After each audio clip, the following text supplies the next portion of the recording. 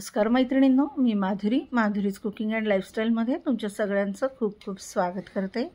तर आज आपण अगदी रोजच्या वापरात आपल्याला उपयोगी पडणाऱ्या काही घरगुती टिप्स पाहणार आहोत।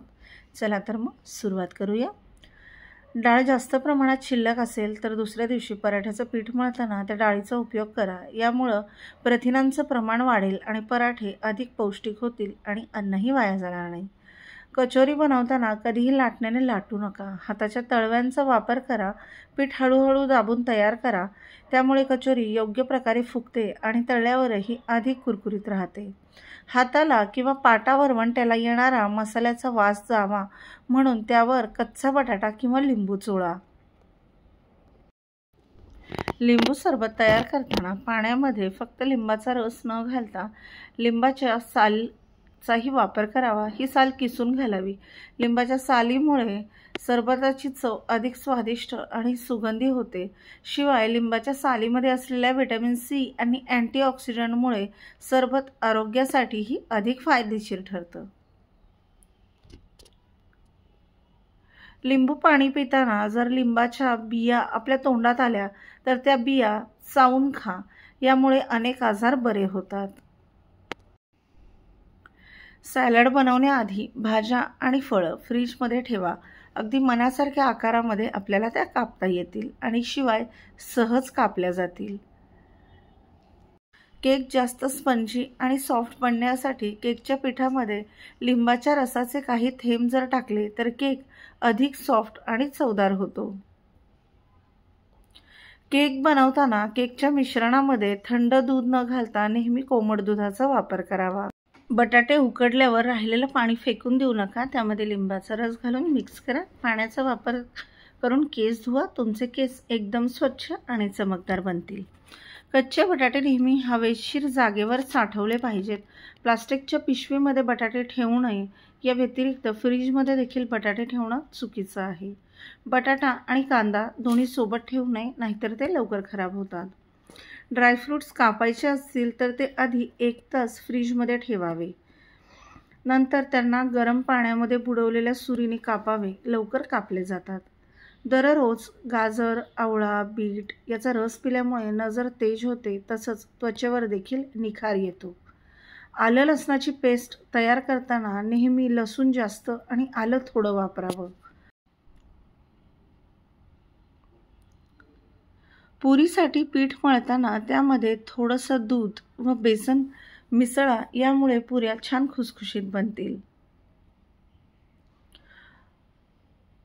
पुऱ्यांसाठी कणिक मळताना त्यामध्ये थोडासा रवा घालावा, ज्यामुळे पुऱ्या मऊसूत होतात आणि तळल्यावर अजिबात चिवट होत नाही।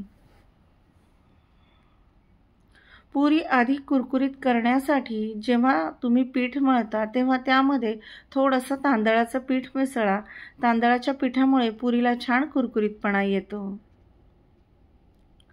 सुकं खोबरं फ्रीजमध्ये किंवा तांदळाच्या डब्यामध्ये जर ठेवलं ते अधिक काळ ताजं राहतं आणि त्याला खवट वास येत नाही आणि खराब देखील होत नाही।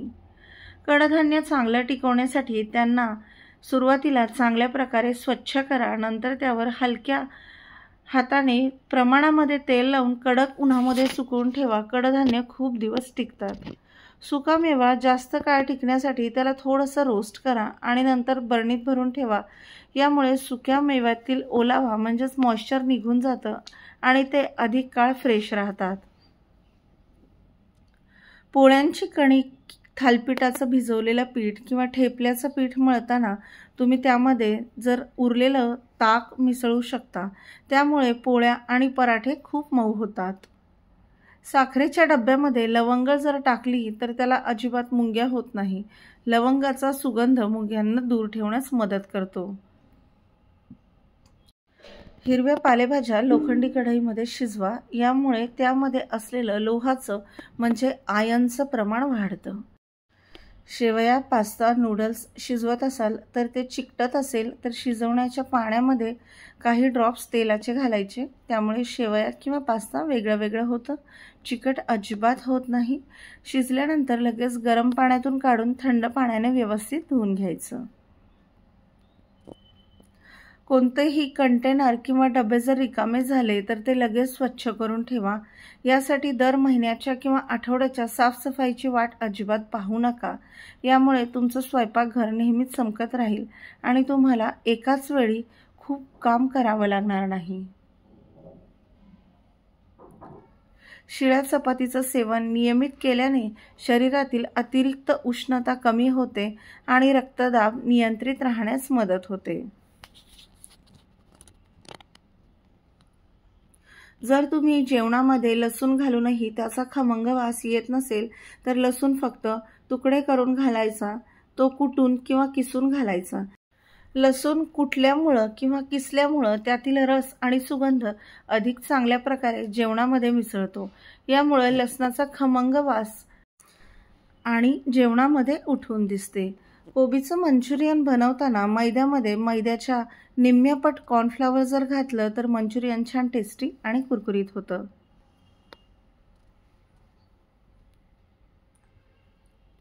फरसबी, मटारचे दाणे, भोपळी मिरची इत्यादी भाज्या शिजवताना आधी हळद आणि मीठ घातलेल्या पाण्यामध्ये भाज्या शिजवाव्यात, यामुळे रंग हिरवागार राहतो। सुकलेल्या संत्र्याच्या सालीचा तुकडा चहामध्ये जर घातला तर चहाची चव आणि सुगंध दोन्हीही वाढतं। संत्र्याच्या सालीमध्ये व्हिटॅमिन सी, पोटॅशियम आणि मिनरल्स असतात। संत्र्याच्या सालीचा चहा प्यायल्याने अनेक फायदे होतात। संत्र्याच्या सालीचा चहा प्यायल्याने रोगप्रतिकारक शक्ती म्हणजेच इम्युनिटी वाढण्यास मदत होते, वजन कमी करण्यास मदत होते, दमा किंवा श्वसनाच्या ॲलर्जीची लक्षणं कमी होतात। आल्याचे तुकडे बारीक कापून वाळवा आणि बारीक पावडर करा, मसाल्याच्या डब्यामध्ये ठेवा। भाजीमध्ये दररोज रोजच्या मसाल्यांसोबत आपण आले पावडर वापरू शकता। चहामध्ये किंवा चहा मसाल्यामध्येही याचा वापर करता येतो।